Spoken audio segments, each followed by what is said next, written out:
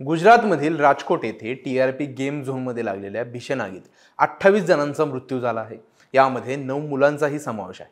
24 मृतांमध्ये 9 मुलांचा समावेश आहे। हा टीआरपी गेम झोन आगीच्या भक्ष्यस्थानी आला आणि काही मिनिटातच तो डेथ झोन बनला।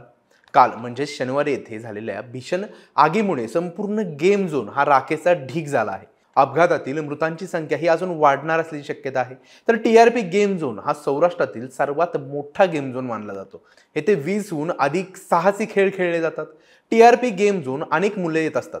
सध्या सुट्ट्या सुरू असल्यामुळे मुलांची इथे मोठी गर्दी होती। येथे लहान मुलांसाठी dart game target, junior jumping, junior bowling, alley sumo wrestling या खेळांचा समावेश होता। अपघाताच्या दिवशी येथे मोठी गर्दी होती।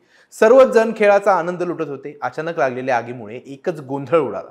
काही वेळातच संपूर्ण गेम झोन आगीत भडका उडाला आणि गेम झोनची भौगोलिक स्थिती ही एवढ्या मोठ्या अपघाताचे प्रमुख कारण असू शकते अशी चर्चा सर्वत्र आता रंगलेली दिसते। टीआरपी गेम झोन सर्वात मोठा होता। आजूबाजूच्या गेम झोनपेक्षा मोठे आणि अनेक खेळ इथं होते। टीआरपी गेम झोन 2020 मध्ये सुरू झाला होता।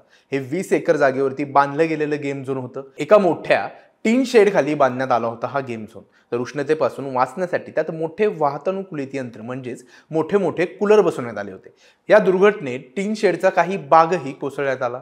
तर फ्लाय हाय ट्रॅम्पोलिन पार्कमध्ये मेजर मेज असेल, बॉलिंग, डार्ट गेम टार्गेट असेल की जम्पिंग अशा अनेक खेळांचा समावेश होता। यातील बहुतांश क्रीडा साहित्य हे इलेक्ट्रिक होते। लहान मुलांची खेळणी फायबरपासून बनवली गेलेली असतात आणि त्याच्यावरती छतावरती थर्माकोलच्या पत्र्याचा वापर करण्यात आला होता। आग लागली तेव्हा या इमारतीत सर्वाधिक गर्दी होती। आग कशी लागली याचा तपास अजूनही सुरूच आहे, पण प्राथमिक तपासात विजेचा शॉर्ट सर्किटमुळे आग लागल्याचे सांगण्यात येत आहे। तर राजकोटचे जिल्हाधिकारी प्रभाव जोशी यांनी माध्यमांना सांगितले की गेम झोन मध्ये विजेचा भार जास्त होता। उष्ण हवामानामुळे विद्युत वायरिंगवरती भार हाताळता आला नसल्याने शॉर्ट सर्किट होऊन आग लागल्याचं कळतंय।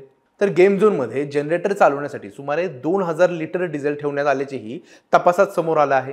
त्याचवेळी गो कार रेसलिंगसाठी सुमारे 1500 लिटर पेट्रोलचा साठा करण्यात आला होता।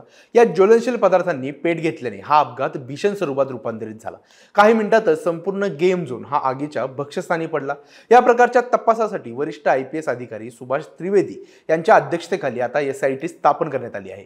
पण प्रश्न एकच निर्माण होतो, जिथे जर लहान मुलं खेळत असतील, एवढी मोठी गर्दी तिथं निर्माण होणार असेल, तर तिथल्या फायरचं ऑडिट असेल किंवा अन्य ज्वलनशील पदार्थ एवढ्या मोठ्या प्रमाणावरती ठेवण्यातच का आले? याबाबत तुम्हाला काय वाटतं? आम्हाला कमेंट करून जरूर कळवा। महाराष्ट्रातील सर्व बातम्यांचे विश्वासार्ह व्यासपीठ, सकाळच्या सर्व सोशल मीडिया प्लॅटफॉर्मला लाईक, फॉलो आणि सबस्क्राईब करा। तसंच सर्व नोटिफिकेशनसाठी बेल आयकॉन प्रेस करायला विसरू नका।